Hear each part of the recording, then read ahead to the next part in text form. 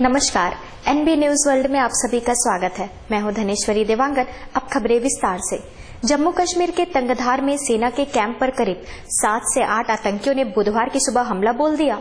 हथियारों से पूरी तरह लैस आतंकवादियों ने आज नियंत्रण रेखा के नजदीक तंगधार सेक्टर में सेना के एक शिविर पर हमला कर दिया, जिसमें 2 व्यक्ति घायल हो गए। जानकारी के अनुसार इस हमले की योजना आईएसआई और हाफिज सईद ने मिलकर बनाई थी और खुफिया एजेंसियों ने पहले ही इस हमले का अलर्ट जारी किया था। सुबह 6:15 पर शिविर पर पीछे की ओर से हमला किया गया, जिसके कारण कुछ वाहनों में आग लग गई। हमले में 2 व्यक्ति घायल हो गए। आग पर काबू पाने के लिए प्रयास किए जा रहे हैं। सेना के एक अधिकारी ने बताया कि आतंकवादी हथियारों से पूरी तरह लैस लग रहे थे।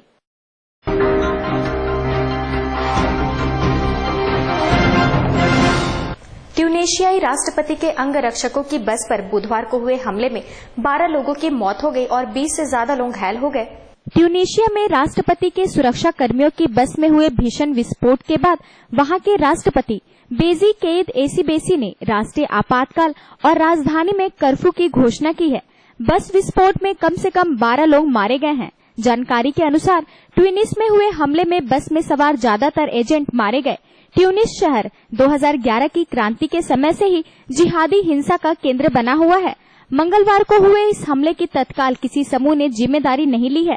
मंत्रालय के एक अधिकारी ने बताया कि हमले में 20 लोग घायल भी हुए हैं।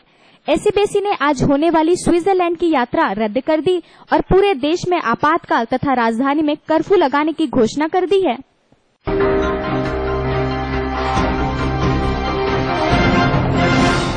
बॉलीवुड अभिनेता आमिर खान के असहिष्णुता को लेकर दिए गए बयान के बाद बॉलीवुड इंडस्ट्री भी 2 खेमे में बढ़ गई है। कुछ उनका समर्थन कर रहे हैं तो कुछ सेलिब्रिटी खुलकर उनका विरोध कर रहे हैं। वहीं आमिर के बयान के समर्थन में अब ऑस्कर विजेता जाने माने संगीतकार AR रहमान भी उतर आए हैं। नेता आमिर खान के बयान को लेकर बॉलीवुड में भी 2 धड़े बनते दिख रहे हैं।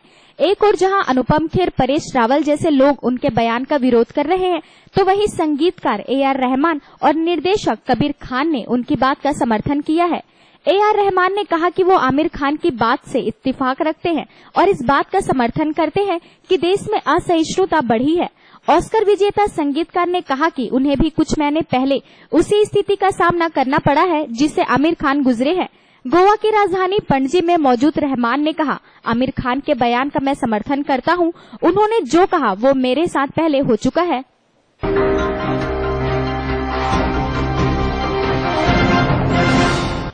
रेल मंत्री सुरेश प्रभु ने मंगलवार को कहा कि पारदर्शिता को बढ़ावा देने के अभियान के तहत भारतीय रेलवे के सभी ठेकों को ऑनलाइन करने की प्रक्रिया अगले 2 महीने में पूरी हो जाएगी। मंत्री सुरेश प्रभु ने कहा कि पारदर्शिता को बढ़ावा देने के अभियान के तहत भारतीय रेलवे के सभी ठेकों को ऑनलाइन करने की प्रक्रिया अगले 2 महीनों में पूरी हो जाएगी।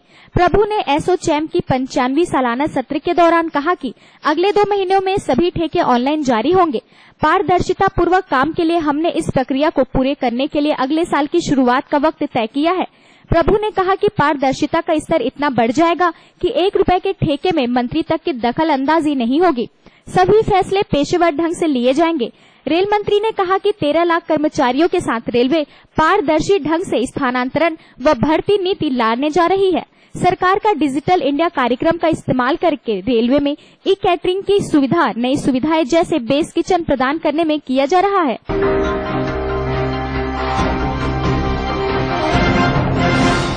फ्रांस के रूबे शहर में बंधक बनाए गए लोगों को मुक्त कर लिया गया है और इस दौरान एक संदिग्ध बंदूकधारी मृत पाया गया। फ्रांस के रूबे शहर में बंधक संकट आखिरकार खत्म हो गया।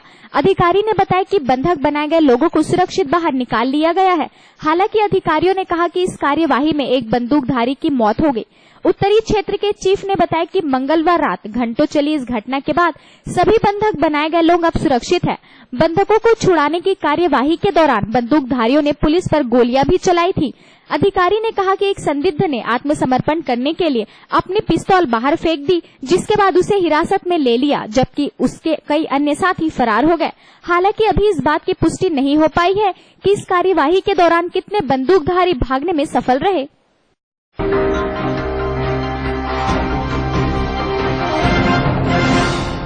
प्रधानमंत्री नरेंद्र मोदी 2 देशों के 4 दिवसीय यात्रा के बाद मंगलवार को देर रात भारत लौटे। प्रधानमंत्री नरेंद्र मोदी 2 देशों के 4 दिवसीय दौरे के बाद सिंगापुर से मंगलवार की रात स्वदेश लौट गए।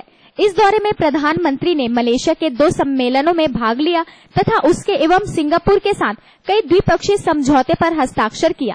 मोदी ने व्यस्त कार्यक्रम में सिंगापुर के प्रधानमंत्री ली सिएन लूंग के साथ द्विपक्षीय बैठक की तथा दोनों देश के बीच रणनीतिक साझेदारी पर हस्ताक्षर किए। उन्होंने सिंगापुर एक्सपो में भारतीय मूल के लोगों के बड़े समूह को भी संबोधित किया।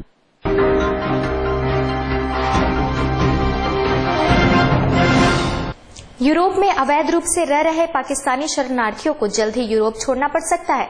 यूरोपीय संघ ने वैध शरणार्थियों को संसाधन मुहैया कराने के लिए यह फैसला लिया है। यूरोप में पिछले कुछ सालों से रह रहे पाकिस्तानियों को जल्द ही यूरोप छोड़ना पड़ सकता है। आतंकवाद के मद्देनजर यूरोप हजारों पाकिस्तानी प्रवासियों को अपने देश से निकालने की योजना बना रहा है। ऐसा वैध शरणार्थियों को जगह और संसाधन देने के लिए किया जा रहा है। गृह मंत्रालय और नागरिकता से जुड़े यूरोपियन कमिश्नर ने पाकिस्तान दौरे में शरणार्थियों के संकट पर यह बात कही। उनका यह भी कहना है कि पाकिस्तानी शरणार्थियों के कारण यूरोप में इस समय तनाव की स्थिति है। यूरोप में पाकिस्तानियों की संख्या 20% से भी कम है। इसके अलावा अवैध रूप से यूरोप में रह रहे करीब 1,68,000 प्रवासियों को यूरोपीय यूनियन से निकल जाने का आदेश पहले ही दे दिया था। ये सभी पाकिस्तानी 2004 से 2008 के बीच यूरोप गए थे, लेकिन अब तक केवल 55,750 पाकिस्तानियों को ही यूरोप से निकाला जा सका है।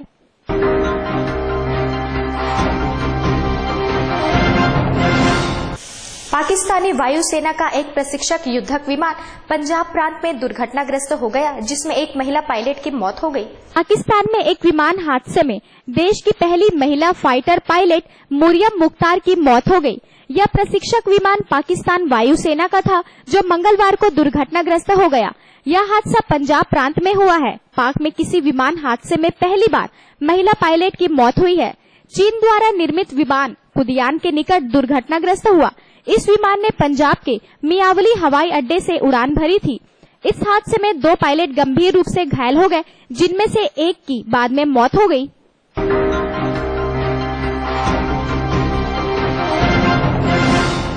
भाजपा विधायक ओपी शर्मा को आप विधायक अलका लांबा के खिलाफ आपत्तिजनक टिप्पणी करने पर दिल्ली विधानसभा से 2 दिन के लिए निलंबित कर दिया गया।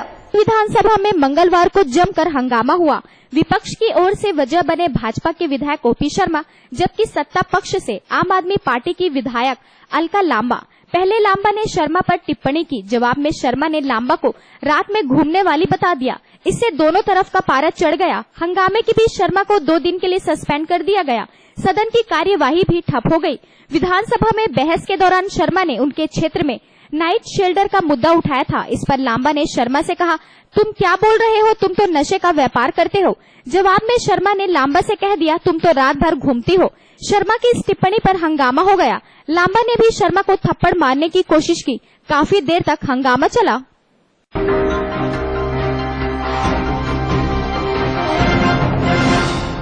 इलाहाबाद हाईकोर्ट ने कहा कि एएफटी में ट्रिब्यूनल को उन्हीं केसों पर सुनवाई का अधिकार है जो सेनाओं में पंजीकृत हुए लोगों से जुड़ा है। इलाहाबाद हाईकोर्ट ने एक महत्वपूर्ण फैसला देते हुए कहा कि एएफटी में ट्रिब्यूनल को उन्हीं केसों का सुनवाई का अधिकार है जो सेनाओं में पंजीकृत हुए लोगों से जुड़ा है। जो लोग सेना में इनरोल्ड नहीं है, उनके मुकदमे की सुनवाई एएफटी नहीं कर सकता। कोर्ट ने कहा कि वायु, जल व थल सेना के किसी भी विंग में इनरोल्ड होने से पूर्व यदि कोई व्यक्ति भर्ती की प्रक्रिया में है तो उसके केस की सुनवाई का एएफटी को क्षेत्राधिकार नहीं है। हाईकोर्ट ने स्पष्ट किया कि सेना के किसी भी विंग में चयन प्रक्रिया में शामिल हो रहे अभ्यर्थी यदि किसी बात से दुखी या व्यथित है तो संविधान के अनुच्छेद 226 के अंतर्गत हाईकोर्ट में याचिका दायर कर सकते हैं।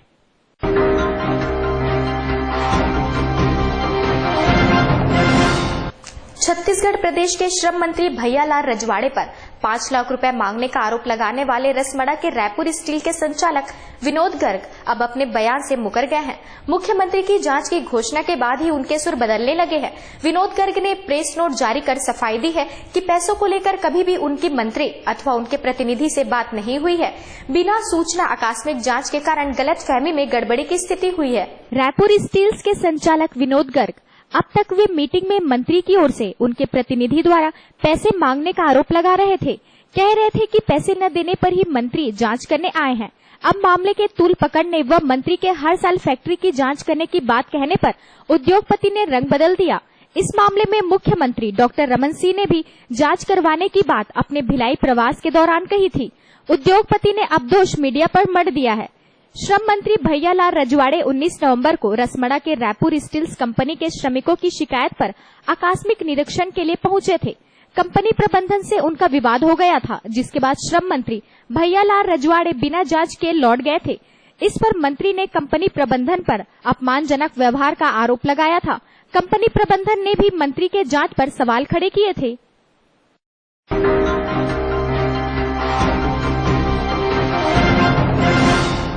महादेव घाट में कार्तिक पूर्णिमा पर पुण्य मेले का आयोजन किया गया। सुबह महादेव घाट पर श्रद्धालुओं ने स्नान कर दीपदान किया। हटकेश्वर महादेव मंदिर में विशेष पूजन आरती व महाश्रृंगार किया गया। ब्रह्म मुहूर्त में शिवलिंग का अभिषेक, श्रृंगार व आरती के बाद मेले का विधिवत शुभारंभ किया गया। वहीं सुबह से ही श्रद्धालुओं का तांता लगा रहा। छत्तीसगढ़ में पुण्य मेला विशेष महत्व रखता है। कार्तिक मास की पूर्णिमा को पुण्य मेला मनाया जाता है। इस दिन ब्रह्म मुहूर्त में भगवान शिव की आराधना की जाती है। सुबह स्नान के बाद नदी में दीप दान का विशेष महत्व रहता है। कार्तिक महीना है, भगवान का धर्म कर्म के स्थल है। भगवान में सभी की आस्था रहता है, तो इसलिए भगवान की दर्शन पूजा के लिए आते हैं। ऐसे तो पूजा रोज करते हैं, कार्तिक महीने में विशेष महत्व रहता है। अब ये तो नित्य का है। अब भगवान के दरबार में तो सभी की आस्था रहती है, उसका भी महत्व है। दिया जलाते हैं, जैसे भगवान में फूल पान चढ़ाते हैं वैसे दिया का भी है। जल में दिया करो तो उसका भी पुण्य है। नहीं, ये अपना छत्तीसगढ़ का एक तीर्थ स्थल है और नदी किनारे शिव जी का मंदिर होना अपने आप में एक महत्वपूर्ण है। खारून नदी यहाँ की पवित्र नदियों में है छत्तीसगढ़ की। आज के दिन दीपदान करना, स्नान करना, दर्शन करना अपना महान पुण्य का काम है।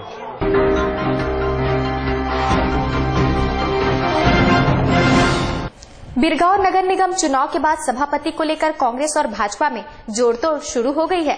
भले ही महापौर पद की प्रत्याशी बीजेपी की हो, लेकिन वार्डों में कांग्रेस के ज्यादा पार्षद हैं, जिसके चलते कांग्रेस सभापति चुनाव को लेकर निश्चित है।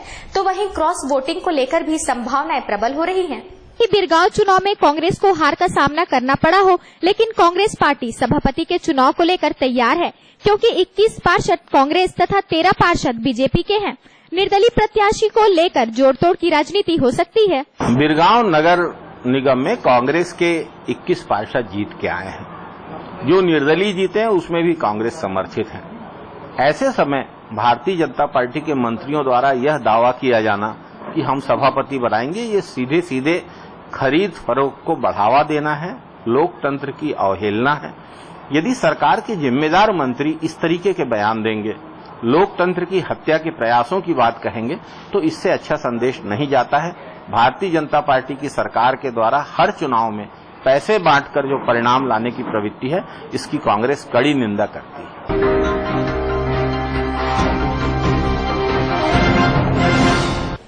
शीतकालीन विधानसभा को लेकर कांग्रेस ने पूरी तैयारी कर ली है।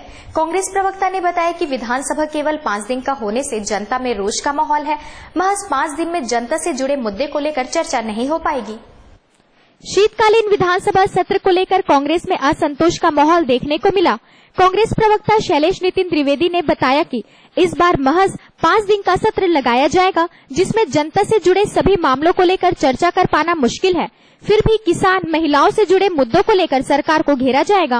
विधानसभा का जो सत्र होता है उसमें विधायकों के द्वारा प्रश्न लगाए जाते हैं, अविश्वास प्रस्ताव, स्थगन प्रस्ताव, इन सब के द्वारा अपने क्षेत्र की बात और प्रदेश की बात उठाई जाती है। विधानसभा सत्र की अवधि सिर्फ 5 दिन रखने से जनप्रतिनिधियों को और जनता को भी निराशा हुई है। इस सत्र में जनता की सारी बातें आ पाएंगी ऐसा नहीं लगता है। बेहतर होता अगर सत्र ज्यादा अवधि के किए जाएं। कांग्रेस अपनी ओर से इस विधानसभा सत्र में किसानों की बात उठाएगी, महिलाओं पे अत्याचार की बात उठाएगी। इसके साथ साथ कांग्रेस के द्वारा इस सत्र में प्रदेश के विकास में जो गड़बड़ियां हो रही हैं, सरकार से जो चूक हो रही है, माओवाद के मोर्चे पे जो बातें हो रही हैं, उन सारी बातों पर राज्य सरकार को घेरा जाएगा।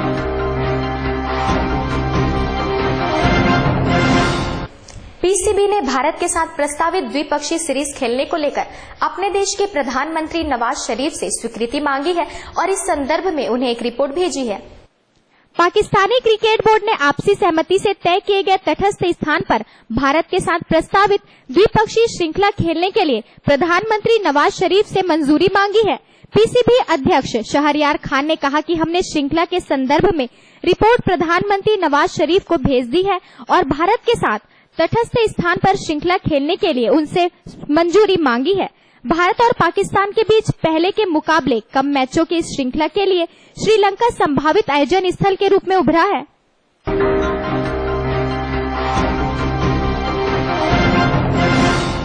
ताजा तरीन खबरों के लिए बनी रहिए हमारे साथ एनबी न्यूज वर्ल्ड में।